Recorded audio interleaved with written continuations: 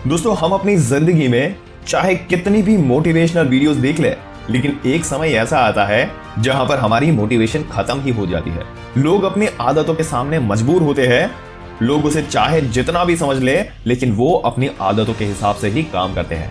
व्यक्ति की आदतें ही ऐसी होती है कि उसकी आदतों को बदलना बहुत ही मुश्किल होता है। पर यह याद रखिए कि आपकी सही आदत ही आपको सफलता और असफलता के बीच का कॉमन फैक्टर बनती है। सबसे पहले हमें यह पता होना चाहिए कि हमें अपने अंदर कौन सी आदतें बदलनी चाहिए। दोस्तों, आज हम आपको 7 ऐसी आदतें बताएंगे जो आपको सफलता की ओर ले जाएगी। अगर ऐसी जानकारी आप समय से पाते रहना चाहते हैं तो हमारी चैनल को सब्सक्राइब करके बेल आइकन जरूर से दबा दें। आइए आगे बढ़ते हैं और बताते हैं आपको उन आदतों के बारे में।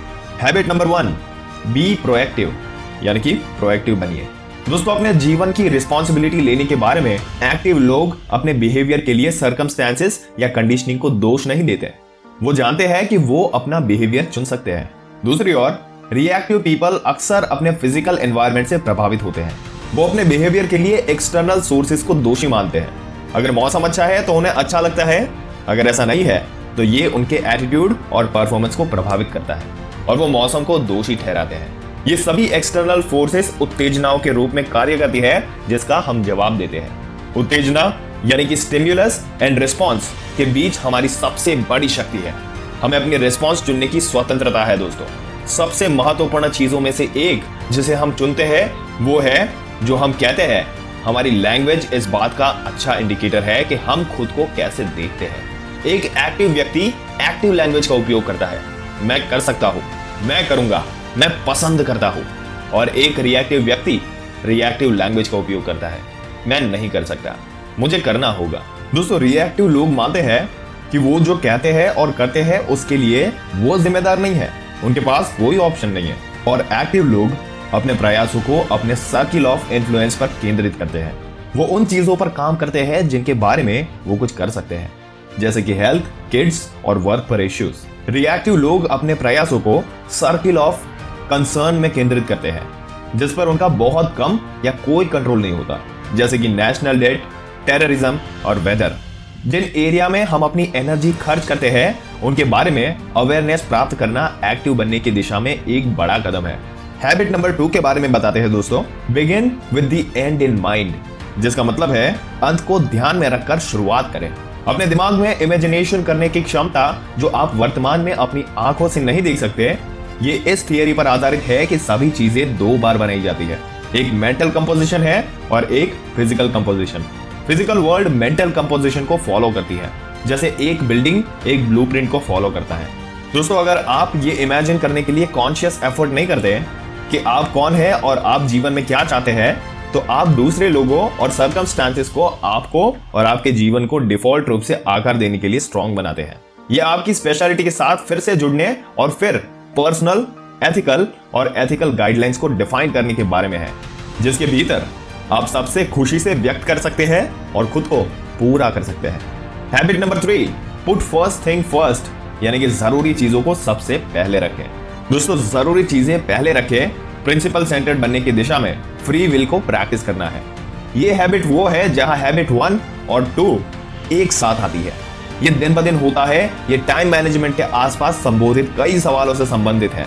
हैबिट नंबर 3 लाइफ मैनेजमेंट के बारे में है। आपका purpose, value, role and priorities के बारे में है। वो चीजें जो आपको सबसे ज्यादा वैल्यूएबल लगती है। अगर आप सबसे पहले चीजों को पहले रखते हैं तो आप हैबिट 2 के अनुसार organising and managing time and events कर रहे हैं। हैबिट नंबर 4 है थिंक विन विन, यानी कि हमेशा जीत के बारे में सोचें।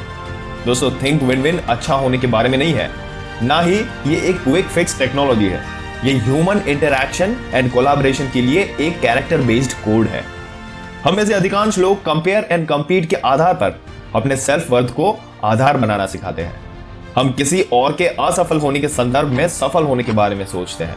यदि मैं जीतना चाहता हूं तो आप हार जाते हैं, या अगर तुम जीतते हो तो मैं हार जाता हूं। विन विन सिचुएशन का यह मतलब होता है कि हम दोनों एक साथ जीतेंगे। मेरे जीतने के लिए किसी का हारना जरूरी नहीं है। एक ऐसे एग्जाम्पल के तौर पर अगर एक बिजनेसमैन दूसरे बिजनेसमैन की मदद करता है तो वो दोनों ही सक्सेसफुल बनेंगे। ऐसा नहीं होगा कि एक बिजनेसमैन सक्सेसफुल बन जाए तो दूसरा ना बने। विन विन के लिए आपको ना केवल सिंपैथेटिक होना चाहिए बल्कि आप में सेल्फ कॉन्फिडेंस भी होना चाहिए। आपको ना केवल थॉटफुल एंड सेंसिटिव होना है, बल्कि आपको बहादुर भी होना है। साहस और विचार के बीच संतुलन ही एक्चुअल मैच्योरिटी का सार है। Habit number 5, seek first to understand then be understood. इसका मतलब है पहले दूसरों को समझो, फिर अपनी बात समझाओ। दोस्तों, कम्युनिकेशन लाइफ में सबसे इंपॉर्टेंट स्किल है। आप पढ़ना, लिखना और बोलना सीखने में सालों लगाते हैं, लेकिन सुनने का क्या? आपके पास कौन सा ट्रेनिंग है जो आपको सुनने में केपेबल बनाता है, ताकि आप वास्तव में दूसरे इंसानों को गहराई से समझ सकें? शायद कोई नहीं, है कि नहीं? यदि आप अधिकतर लोगों को पसंद करते हैं तो आप शायद सबसे पहले समझने की कोशिश करते हैं। आप अपनी बात मनवाना चाहते हैं। ऐसा करने में आप दूसरे व्यक्ति को पूरी तरह से अनदेखा कर सकते हैं। ये दिखावा कर सकते हैं कि आप सुन रहे हैं। चुनिंदा बातचीत के कुछ हिस्सों को ही सुने या ध्यान से कहे। शब्दों पर ध्यान केंद्रित करें, लेकिन मीनिंग को पूरी तरह से याद करें, क्योंकि ज्यादातर लोग जवाब देने के इरादे से सुनते हैं, समझने के लिए नहीं।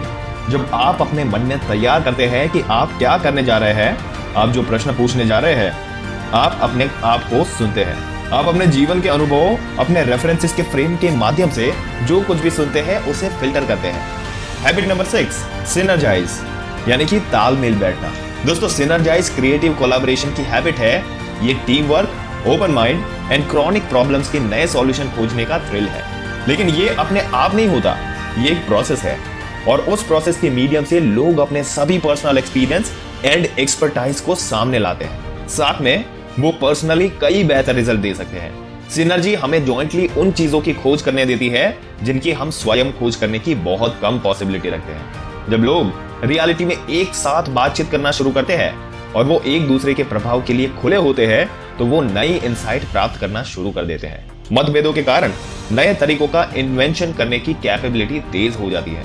मतभेदों को महत्व देना ही वास्तव में तालमेल को ड्राइव करता है। दोस्तों, नंबर 7 पर है sharpen the saw. Sharp the saw का अर्थ है आपके पास सबसे बड़ी संपत्ति को रिजर्व करना और बढ़ाना। इसका मतलब है कि आपके जीवन के 4 एरियाज में सेल्फ रिन्यूअल के लिए एक बैलेंस प्रोग्राम होना, जैसे कि physical, social, mental and spiritual. जैसा कि आप 4 एरियाज में प्रत्येक में खुद को सेल्फ रिन्यूअल करते हैं, आप अपने जीवन में विकास और परिवर्तन पैदा करते हैं। शार्प द सॉ आपको तरोताजा रखता है ताकि आप दूसरे 6 हैबिट्स की प्रैक्टिस जारी रख सकें।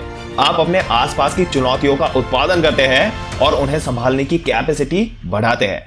इस सेल्फ रिन्यूअल के बिना शरीर कमजोर हो जाता है, मन मैकेनिकल, भावनाएं कच्ची, आत्मा असंवेदनशील और व्यक्ति स्वार्थी हो जाता है।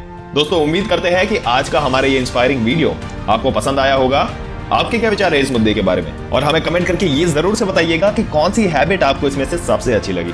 दोस्तों, वीडियो अच्छा लगा हो तो लाइक करने के साथ साथ अपने दोस्तों और रिश्तेदारों के साथ जरूर से शेयर कर दें, और ऐसे ही जानकारी समय समय पर पाते रहने के लिए हमारी चैनल को सब्सक्राइब करके बेल आइकन जरूर से दबा दें।